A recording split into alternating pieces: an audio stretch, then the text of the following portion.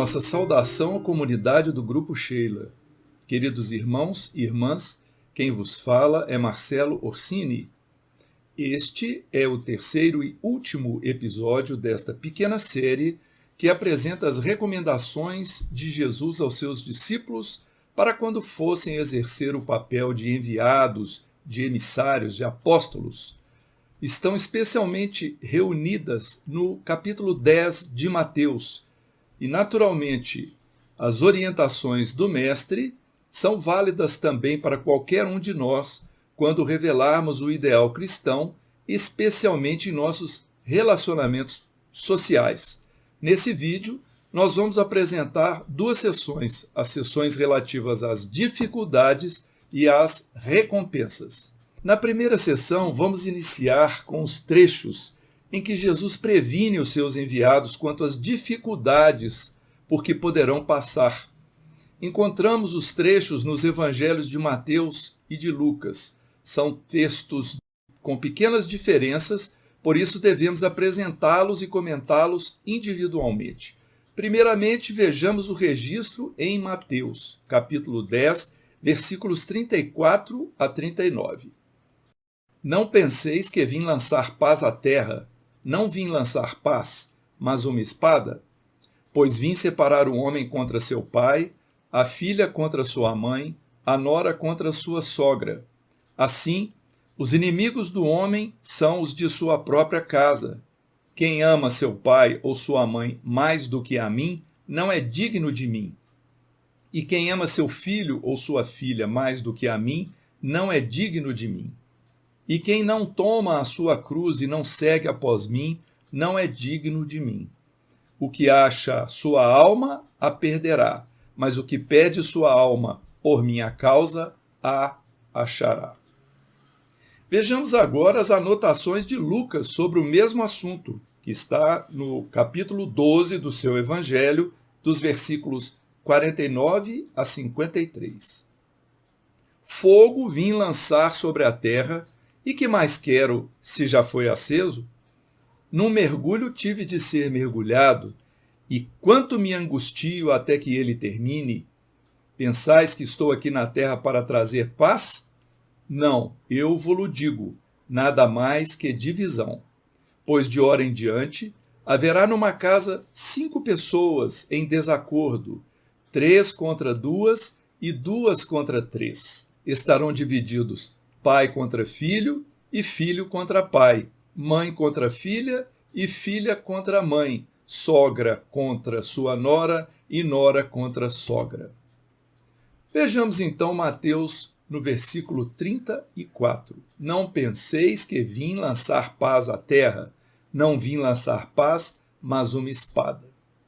Jesus alerta que a felicidade não poderá ser alcançada sem que haja esforço na conquista individual, e que não cabe a ele próprio, ao Cristo, a Jesus, que é um semideus, promovê-la. O Cristo irá tão somente incentivá-la, indicando o caminho que deve ser trilhado pelos seus discípulos. Segundo o Mestre, a paz deve se constituir em conquista pessoal por exercício de humildade, renúncia e trabalho com perseverança. Ao conhecer esta verdade, o apóstolo se fortalecerá interiormente, a fim de combater as suas próprias imperfeições. O Espírito Emmanuel faz excelentes comentários sobre este tema na obra Caminho, Verdade e Vida, com a psicografia de Francisco Cândido Xavier, no seu capítulo 104, intitulado A Espada Simbólica. Vamos repassar parte do texto. O conceito de paz entre os homens, desde muitos séculos, foi visceralmente viciado. Na expressão comum, ter paz significa haver atingido garantias exteriores, dentro das quais possa o corpo vegetar sem cuidados, rodeando-se o homem de servidores, apodrecendo na ociosidade e ausentando-se dos movimentos da vida. Jesus não poderia endossar tranquilidade desse jaez e, em contraposição ao falso princípio estabelecido no mundo, trouxe consigo a luta regeneradora, a espada simbólica do conhecimento interior pela revelação divina, a fim de que o homem inicie a batalha do aperfeiçoamento em si mesmo. Buscar a mentirosa paz da ociosidade é desviar-se da luz, fugindo à vida e precipitando à morte. Jesus é também chamado o Príncipe da Paz. Na verdade, o Cristo trouxe ao mundo a espada renovadora da guerra contra o mal, constituindo em si mesmo a divina fonte de repouso aos corações que se unem ao seu amor. O Espírito Emmanuel esclarece-nos muito bem acerca dos equívocos usualmente cometidos no entendimento do que seja paz. Por exemplo, espera-se a garantia de resultados segundo o nosso desejo. Não precisar exercer trabalho, seja de mente ou de corpo, ou seja, viver em plena ociosidade, que ele considera desviar-se da luz, fugir à vida e precipitar à morte. Em oposição a tudo isso, Emmanuel associa a paz às lutas regeneradoras, o esforço do espírito encarnado para vencer-se a si mesmo, saldar suas dívidas de existências passadas, progredir em todos os sentidos possíveis. Apresenta a espada como símbolo dos recursos pessoais a se utilizar para vencer as batalhas da vida na matéria. No versículo seguinte, 35, Mateus registrou: pois vim separar o homem contra seu pai, a filha contra sua mãe, a nora contra sua sogra. Ao afirmar vim separar, entendemos que se trata de um objetivo delineado por parte de Jesus, uma missão. O mestre, de fato, estabeleceu um novo sistema de vida e de relacionamento entre as pessoas ao enfatizar amor, perdão, tolerância, caridade, trabalho. Esta separação implica dissensão íntima entre antigos e novos valores, esses trazidos pelo Cristo.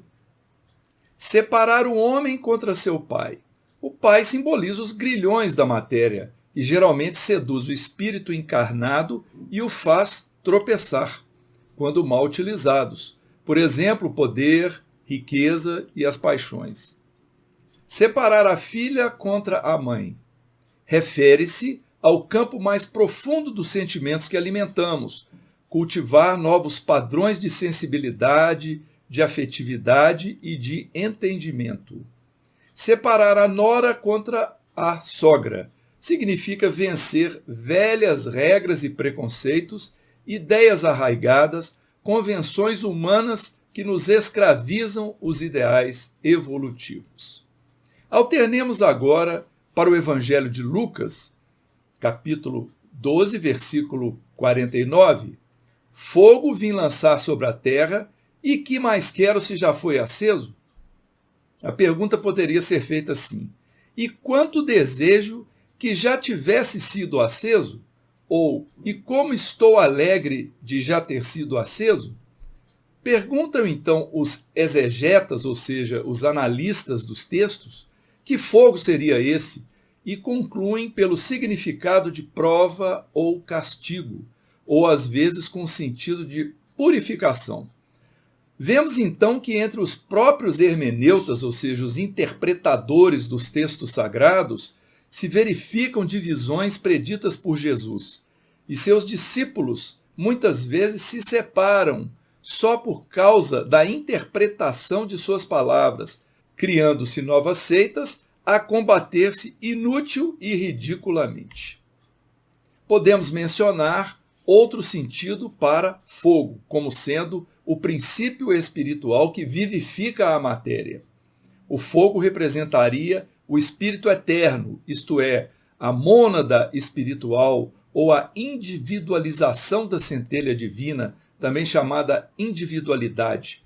A individualidade mergulha no corpo físico, encarcera-se na carne e se torna uma personalidade, e durante toda a sua permanência nesse mergulho, vive angustiada, ansiosa por libertação, a fim de voar livre em seu mundo próprio.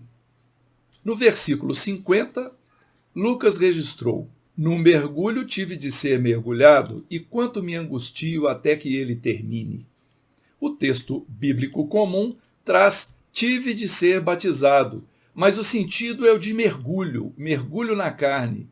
Assim, Jesus confessa, num desabafo muito humano, o sacrifício extraordinário que fez por nós. Como custou o doloroso rebaixamento de suas vibrações divinas para encarnar, mergulhando na grosseira matéria física. E esse holocausto do mergulho somente encontraria termo após o cumprimento de sua missão, quando finalmente, como espírito puro, poderia se libertar da matéria que o constrangia. O versículo 51 de Lucas traz: "Pensai que estou aqui na terra para trazer paz? Não, eu vou-lo digo, nada mais que divisão." Jesus transmite seu ensino com uma pergunta que ele mesmo responde com uma negativa, afirmando que veio trazer divisão. Analisando mais profundamente, compreendemos que quando a individualidade ou o espírito eterno se une à carne, resultando em uma personalidade, na reencarnação, de fato não há paz, porque haverá sempre o conflito de interesses nesta dicotomia entre matéria e espírito. É a este conflito que Jesus alerta os seus emissários para que estejam atentos em valorizar o que realmente importa e tem valor entre os polos opostos matéria e espírito, corpo e alma. Nos dois versículos seguintes, 52 e 53, lemos: "Pois de hora em diante haverá numa casa 5 pessoas em desacordo, 3 contra 2 e 2 contra 3. Estarão divididos pai contra filho e filho contra pai, mãe contra filha e filha contra mãe, sogra contra nora e nora contra sogra." Jesus então cita um exemplo, uma casa de 5 pessoas, sendo o pai, a filha, o filho casado, sua esposa e a mãe que também é sogra. Entre todos surgiriam divisões e desacordo. Essa divisão, todavia, não reside unicamente nas extremidades opostas. Também os planos intermediários estarão sujeitos a ela. A casa simboliza a pessoa humana, onde há 5 elementos: o pai, correspondendo ao espírito, a mãe, a inteligência, o filho, o corpo astral, a esposa, o duplo etérico, e a filha, a carne. A luta entre todos esses elementos é grande e contínua. O pai quer impor-se ao filho, ou seja, o espírito quer se impor às emoções, mas estas se opõem a ele. A mãe quer superar a filha, ou seja, a inteligência quer dominar a carne, mas esta se rebela e não quer obedecer a ela, vencendo-a com o sono, o cansaço, desejos, etc.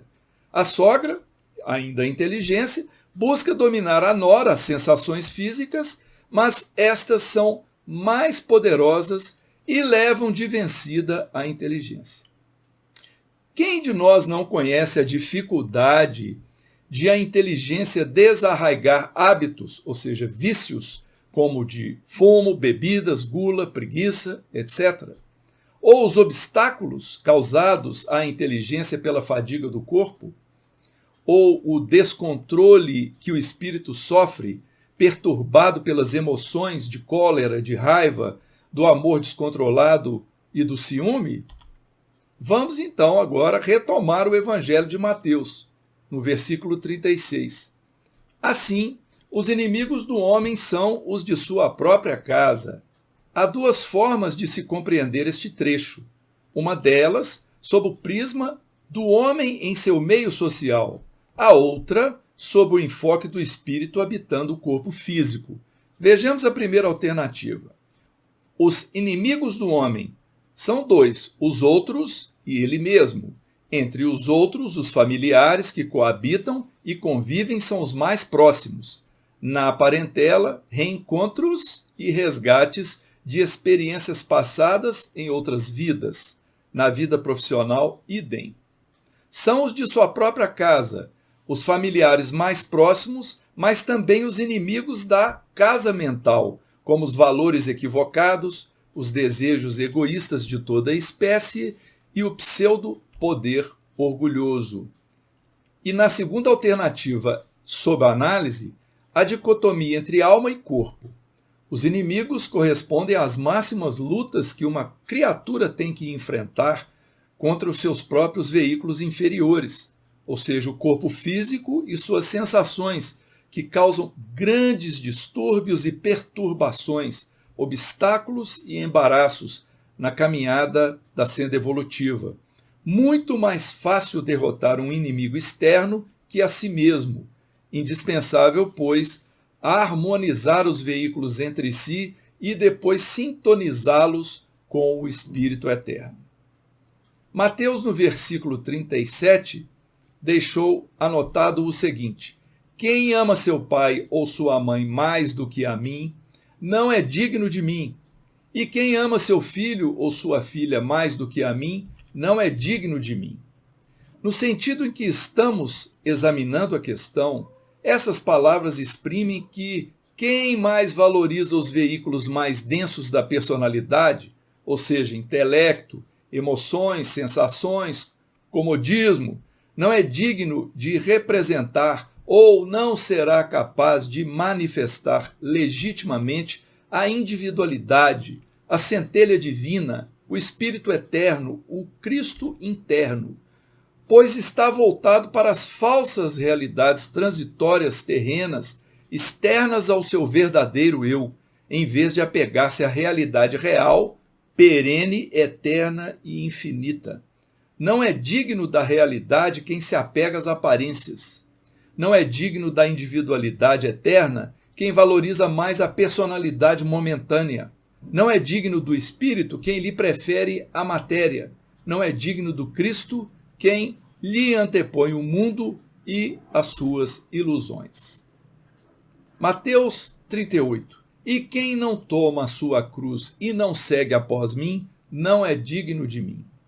A cruz constituía um suplício infamante só aplicado a escravos e criminosos de baixo nível. Jesus não havia ainda, com a sua crucificação, enobrecido este emblema. No entanto, o fato de, entre aspas, carregar a cruz era corrente, pois os condenados carregavam até o local do suplício a trava superior, onde seriam pregados ou amarrados. Uma vez presos a ela, era ele suspenso e pendurado nos postes já permanentemente fincados no chão para esse efeito. Então, carregar a cruz é a metáfora utilizada para significar a aceitação da prova. O Cristo solicita que seus emissários carreguem cada um a sua cruz e o sigam, literalmente, sigam após mim. Isto é, devemos caminhar como crucificados na carne, seguindo o seu exemplo. Mateus 39. O que acha sua alma a perderá, mas o que perde sua alma por minha causa a achará. Surge neste versículo uma antítese para expressar o ensino, acrescentando uma condição taxativa. Por minha causa, quem acha sua alma, enchendo-a, locupletando-a com as satisfações terrenas, sem cogitar dos compromissos espirituais, a perde. Mas quem, por causa do Espírito, perde sua alma nas dores e dificuldades terrenas, a encontrará mais aperfeiçoada, após transpassar o túnel estreito e escuro do túmulo.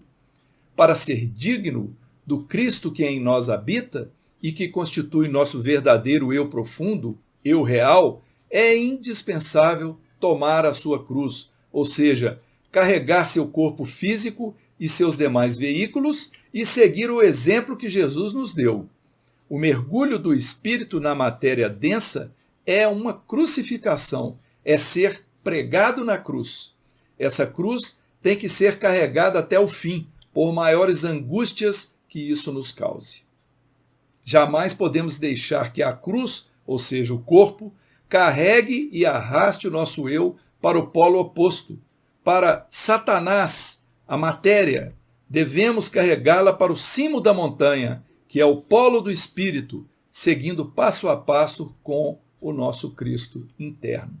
Observa-se que não se trata de despersonalizar-se por motivo de fuga, de covardia, mas por uma causa que é a única que vale: a união, a fusão, a unificação com o Cristo interno, por parte da personalidade transitória que se anula para ser substituída pela individualidade permanente e divina.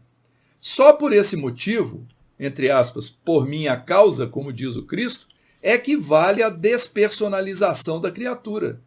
E o homem Jesus, símbolo da individualidade, deu-nos o exemplo com indiscutível clareza. Daí se chega à conclusão: quem acha sua alma, a perderá. De fato, quem na Terra coloca sua personalidade no pedestal, acima de tudo, acaba perdendo-a, porque ela é destruída pela morte, no fim de cada ciclo de existência terrena, de existência na matéria. Porque os valores da personalidade são sempre transitórios, eternos somente os do eu eterno, a individualidade, a mônada espiritual. Ao contrário, aquele que por causa do Cristo interno aniquila ainda na vida terrena a sua personalidade, entre aspas, perde sua alma, esse a encontrará, isto é, descobrirá sua individualidade eterna, residente no imo de si mesmo.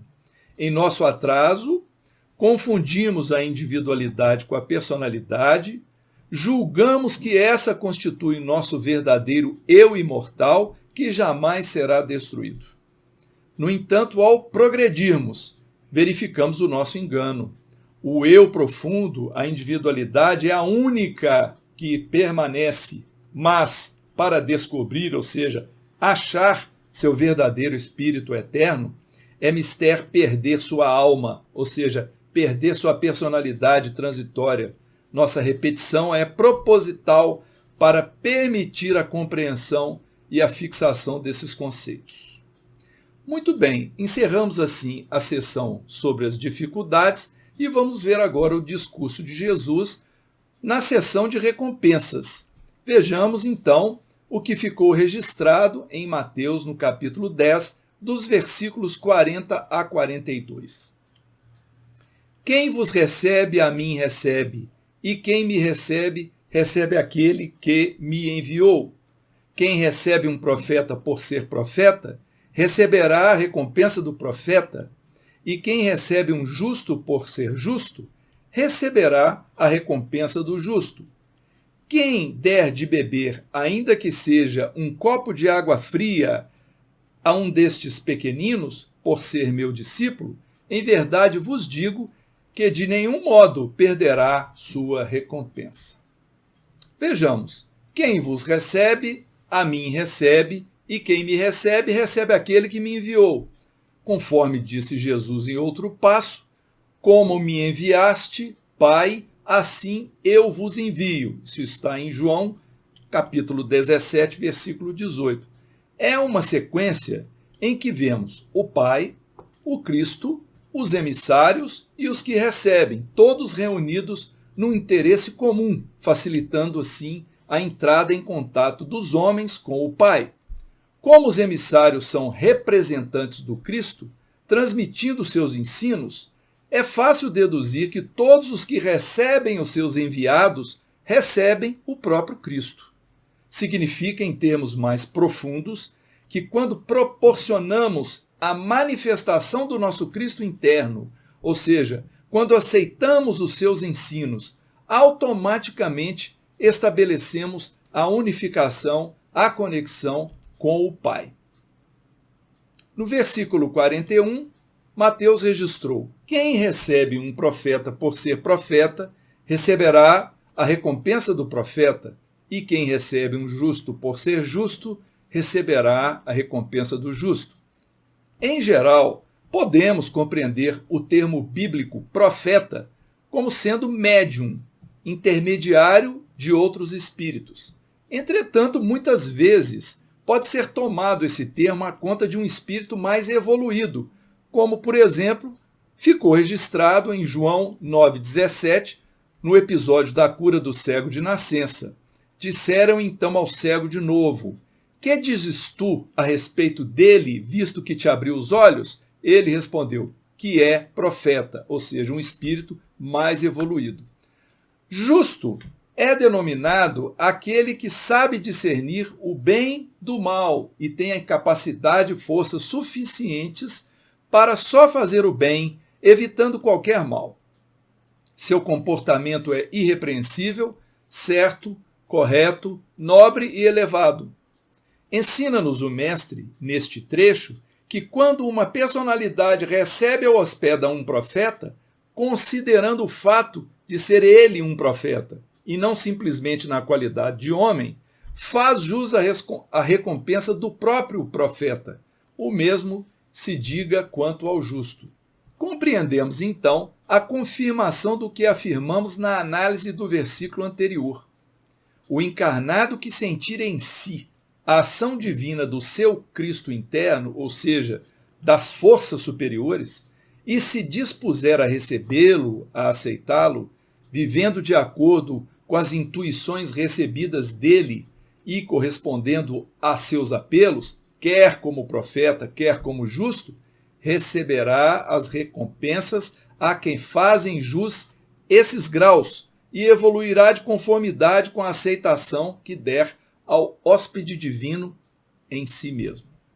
O espírito se projeta em diversas personalidades através do tempo e do espaço, mas cada projeção é, na realidade, o próprio Espírito Eterno sob diversas formas e modalidades, até que aprenda a renunciar às formas e modalidades externas no tempo e no espaço, para fixar-se no seu próprio íntimo, onde não existem mais formas, nem modalidades, nem no tempo, nem no espaço, mas apenas o eterno, o infinito, o imutável, o Cristo interno, seu verdadeiro eu, partícula do todo, centelha divina.